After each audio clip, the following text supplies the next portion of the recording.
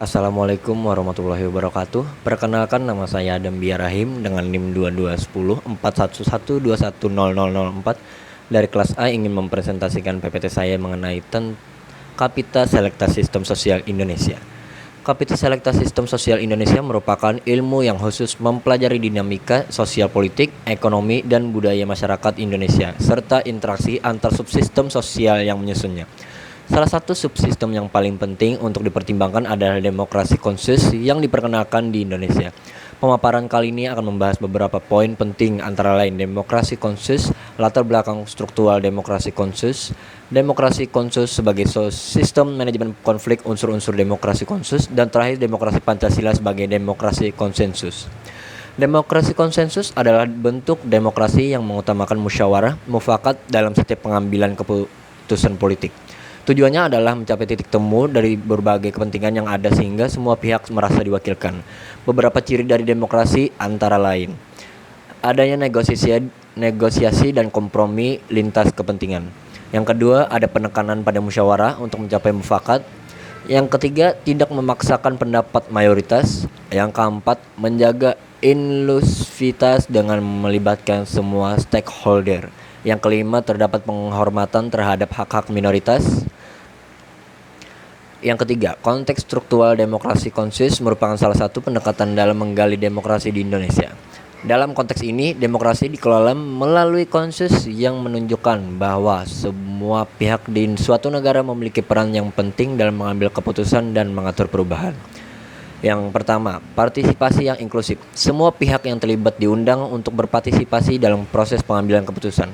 Yang kedua, negosiasi dan dialog. Konflik diselesaikan melalui perundingan dan dialog, bukan melalui pemungutan suara mayoritas.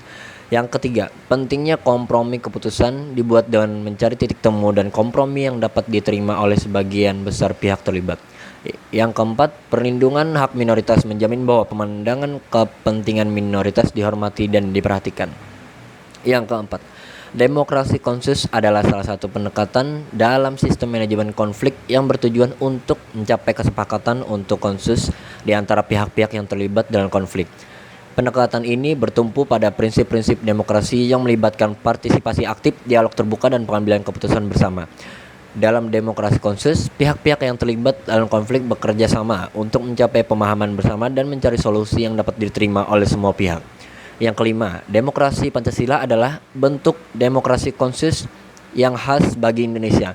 Konsep Pancasila sebagai dasar negara Indonesia menekankan pada nilai-nilai persatuan, keadilan sosial, dan demokrasi yang bersifat konseksual. Dalam konteks ini, demokrasi Pancasila berupaya menciptakan kesepakatan di antara berbagai kelompok masyarakat yang memiliki latar belakang dan kepentingan yang berbeda. Demokrasi konsensus, khususnya dalam konteks Pancasila, menjadi landasan bagi proses pengambilan keputusan yang memperhatikan keberagaman dan menghindari dominasi satu kelompok atas kelompok lainnya. Hal ini mempromosikan stabilitas politik dan sosial serta mendorong pembangunan yang berkelanjutan di Indonesia. Dari pemaparan di atas dapat disimpulkan bahwa demokrasi konsensus merupakan bentuk demokrasi yang mengedepankan musyawarah mufakat dalam pengambilan keputusan politik. Demokrasi konsensus menekankan pada negosiasi, kompromi, dan inklusivitas dengan melibatkan semua pihak yang terlibat.